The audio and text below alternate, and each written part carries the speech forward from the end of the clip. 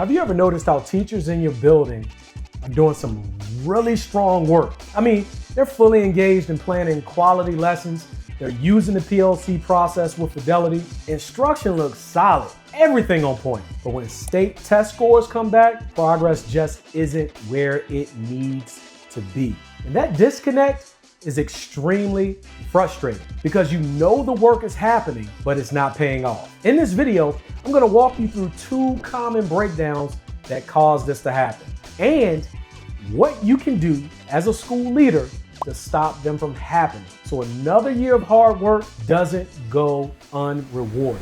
What is up, good people? Dr. T here, your school improvement and leadership coach. Today, we're getting into why good instruction doesn't raise state test scores. Now let's get into it. All right, let's talk about the situation you're actually living in right now. You're probably in a building where teachers are doing what they've been asked to do.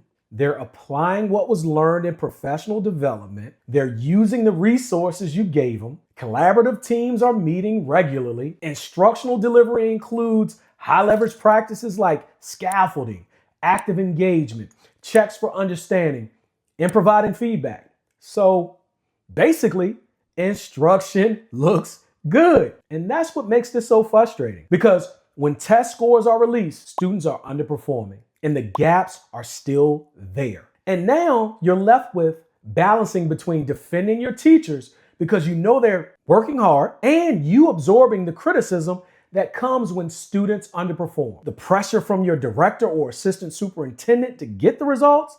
And then there's knowing that there's no quick fix. The longer it goes on, the heavier it feels. Because this isn't just about scores and what you have to balance. It's about your credibility, your confidence as a leader, and that quiet fear of wasting another year of effort that doesn't translate into results. Naturally, you want to fix it. You want to improve test scores. You want student progress to stop being an aspiration and start being a reality. You want the criticism to quiet down, the pressure to ease up, and most importantly, to see hard work translate into real progress. But here's the dilemma. When your staff is doing everything right and instruction is solid, the question becomes, well, where's the problem then? And it drains you trying to figure that out because you would imagine that if the work is right, then the outcome should follow. And when they don't, you start questioning whether you're doing the right thing. And this is a dangerous place to be in because working hard without clarity causes burnout in so many leaders. So let's back this up for a minute because I really want to touch on how this dilemma can even be possible in the first place.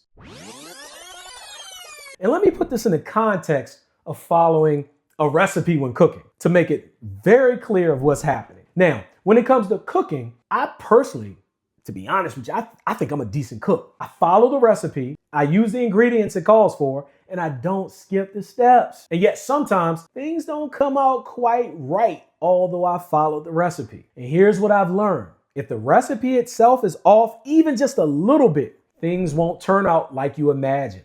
And that's what happens when good instruction doesn't translate into the results you're looking for. Instructional practices are strong, but a few minor details are throwing off the results. And here's what I've noticed in my experience. There are 2 breakdowns that occur in this type of situation that throw everything off. And let's talk about breakdown number 1. Breakdown number 1 happens when teams fail to account for the updates made to the standards or core competencies. As a result, alignment to the current standards is assumed rather than verified. And this breakdown stems from a couple of things. There could be gaps in awareness around the updated standards or core competencies. Also, this breakdown could stem from teams recycling unit plans from previous years. All of this is critical because questions on that state assessment are derived from the current or adopted standards. Therefore, when this breakdown occurs, what's being taught is not truly what students need to know and be able to do for mastery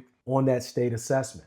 It's not that people are intentionally being careless, but what we've done, we've opened the door for misalignment to quietly sneak in. And here's what we can do to prevent that. We need to make sure that we are actively involved in instructional planning conversations. And we ask pointed questions in those meetings like, how do we verify those standards? And are they aligned with the adopted standard? We need to also build checks like this into our lesson plan feedback tools or protocol. If this part is off, just even slightly, the results you're looking for will never follow. Now let's talk about breakdown number 2.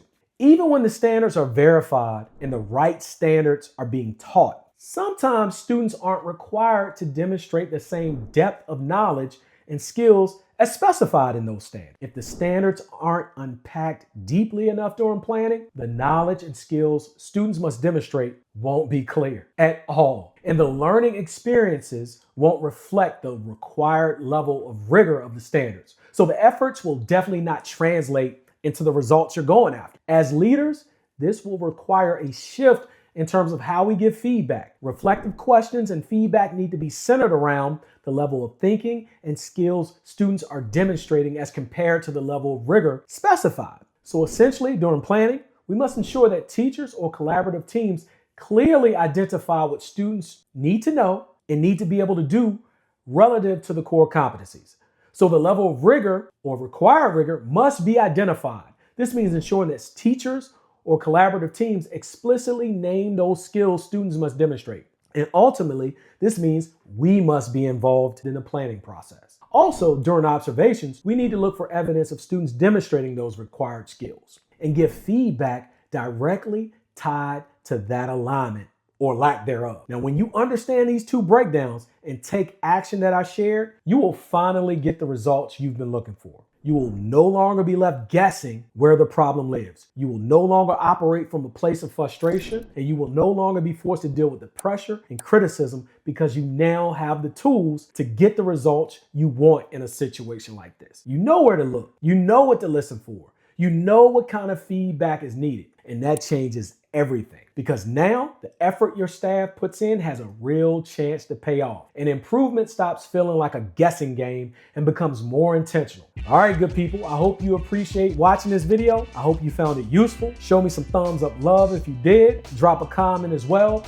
And make sure you subscribe so you don't miss out on any future videos like this and like the one you see at the top of your screen. Until next time, lead with impact and protect your peace.